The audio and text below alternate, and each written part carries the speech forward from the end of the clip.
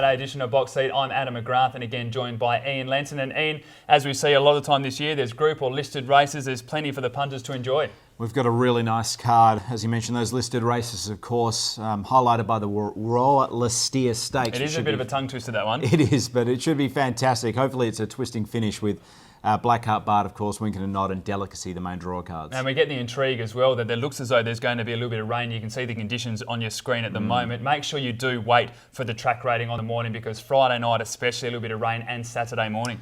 Yeah, that should play a part, and we've seen even at Ascot, these rain-affected tracks are making a difference. Horses with those wet form lines certainly are running the best. Well, let's take a look at race number one. Is the perthracing.com.au handicap. It's over 1,100 metres. It's Australia race number two for our Singapore viewers. There are a few horses here with some soft track form. One horse that hasn't won on a soft track, but normally does put in a pretty good run, is Red Publisher.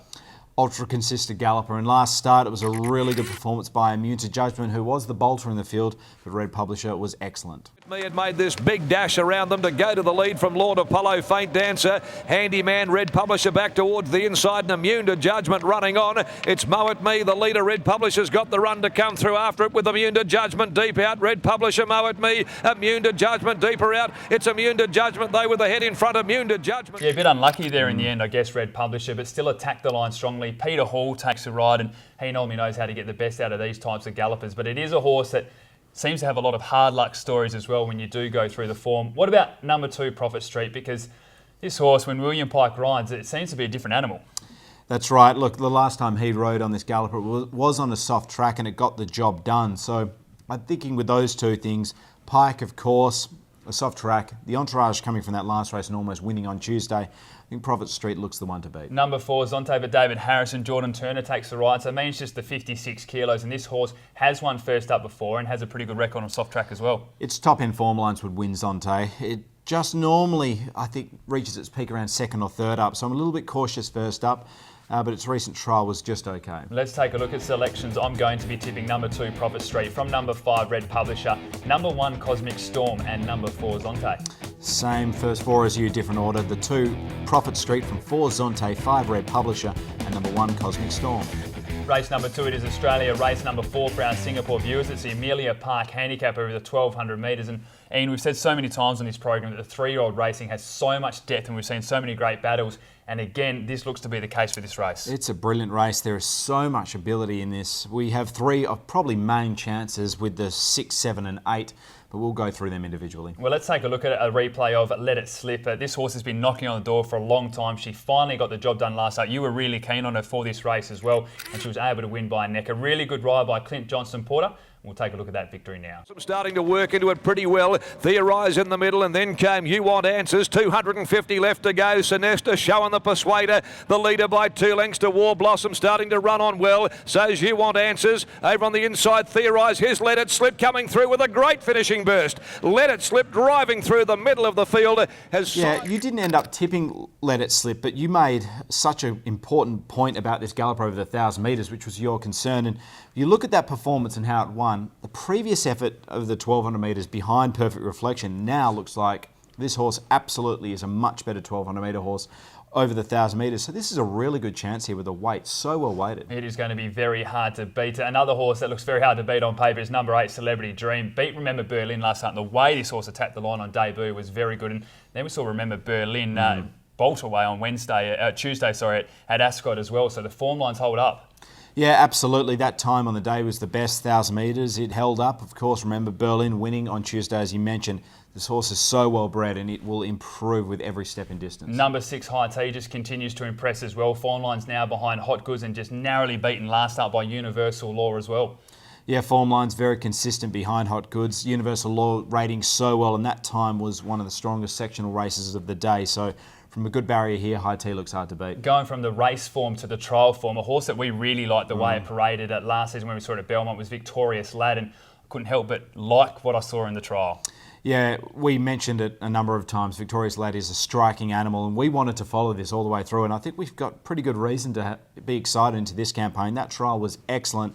There was no blinkers worn in that trial either, so I'm very excited to see how it goes. Well, let's take a look at the selections, and I'm going to be focusing on the 4 that we have just mentioned. I'm tipping number 8, Celebrity Dream, from number 7, Let It Slip, number 6, High Tea, and number 5, Victorious Lad. I'm with you, 8 Celebrity Dream, from 6 High Tea, 7 Let It Slip, and the 5 Victorious Lad. Race number 3 at Ascot is over the 1,200 metres. We speak about the quality in the race before with the 3-year-olds. Well, this is full of it as well. And there is an absolute form analyst dilemma in this race with the 1 Acad Asset, who all knocked us off our feet last start with a brilliant performance in the Prince of Wales. Not many of us saw it coming that I know of. I don't know anyone that backed it, but for some reason it went from $31 into about $7. The money just kept coming for this galloper. We're going to take a look at the replay, and then I'm letting you go handle this one. So let's have a look at Acad Asset's win in the Group 3 Wales Prince of Wales Stakes last race. The stablemates coming together at the 250 Dawn Approach. Magnificio, he forces now her to really dig down, and here comes Acad Asset. This is the one the money has been on. Acad Asset coming at Magnificio Dawn Approach. It's Magnificio lifting, but Acad Asset's got her, and there is the biggest boil over you've seen. It was remarkable, Acad Asset, jumping a massive amount of rating points for winning that race. But when you look at it on face value, it's only up a half kilogram, when the others that raced on the same day, like Dreamlifter, are down a kilogram, yet Acad Asset on times beat it by 15 lengths. This has me perplexed, because I think on ratings, everything like that, Acad Asset should almost be unbeatable. It should be around $1.10. But I dare you to find one person that would honestly say that Acad Asset can't get beaten here, because it's just so inconsistent. And I've never stumbled over a horse as much as I did with this one as well. And I did the tips the first time. I've gone back, watched it again, gone back, and it's still, as I said, I think it's going to be one of those races we sit back and watch, and maybe you can get a little bit of value. If there was something you'd like to beat outside of it, what way would you be going?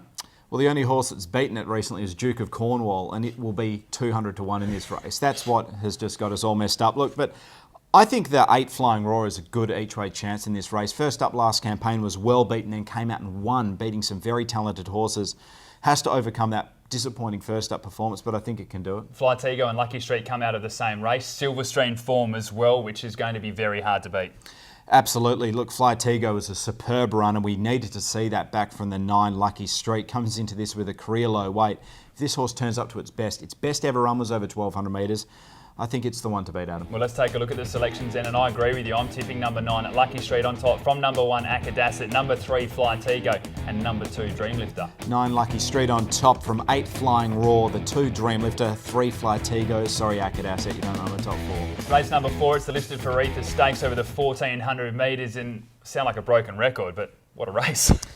11 horses, 11 can win. It's as simple as that. No doubt the Grant Williams runners will probably gather the most attention. I speak of the 6 Universal Law, the 7 Semi Sizzle, but the run of London Lion was outstanding last night, Adam. You've been very good at noticing horses that run well at Belmont, but then don't run so well at Ascot, and vice versa. London Lion is a horse that we know produces well at Ascot. You mentioned that into the last start, and we saw it again with a really good victory, and that is the race that we're going to take a look at now. Side Saxophonus Major Detail, the cobbler. Rebel Queen led Key to Fame, who comes at it with London Lion starting to run on at the 200 as well. And London Lion sweeps up, goes to Key to Fame, and Rebel Queen with 100 left to go. It's London Lion, Key to Fame coming back though. London Lion kept going. Key to Fame lifting, went to the line. Great performance by London Lion, but I'll just say from that race, I think it was more about the ride than anything else. I think Jason Brown outrode the field there. I thought Key to Fame was probably a better run on the day, given that it had its lead lost off it whilst London Lion was putting that pressure on. And ultimately, I just thought it ceased a little bit on the line. So I'm edging away from it specifically, but I thought it was still a great performance. Now, 4 runners of the race come from that race. So let's have a look at the other form lines. What about Man Booker, beaten 2 lengths by Perfect Reflection? Yeah, look, Man Booker was outstanding in its last start. Really good, wide throughout, and the finish was very good in the end. Just peaking late. Mystic Maid has come from those form lines. Drawn a bit awkwardly, but I think Man Booker can do it. Universal Laws won its last 3. It is improving with every single run. We both like High Tea in this car. We've got it in our top 4. Beat it last start. Where do you see Universal Law in this run? Rating so highly sectional as well. The last 2 margins haven't been impressive. I guess why you always get a bit of a price, Universal Law. But this horse is on the rise, and those stable, that colours, why would you want to be on anything else? And then 2 horses that won on the 28th of October in race 1 and race 2, Who Dat Singer and George and Ernie. they both showed pretty good form last start as well. They did. George and Ernie's form, however, on wet tracks was always disappointing, and that's where I think we got bamboozled for that first up run at Ascot. Hit a dry track for the first time in a few runs and relished those conditions. The 10 Who Dat Singer was outstanding on sectional times, and it carried 59 on that occasion, down to the 54 here. I'm going to go with this one for a bit of an each-way value, Adam. Okay, well, let's take a look at selections, and I'm also just trying to get some value in a race I think most can win. I've gone with number 9, the Cobbler, which was wide last start, but still ran on strongly. From number 6, Universal Law, number 1, London Light, and number 7, See Me Sizzle. 10 Who Dat Singer from number 6, Universal Law, the 7, See Me Sizzle, and number 5, Key to Fun.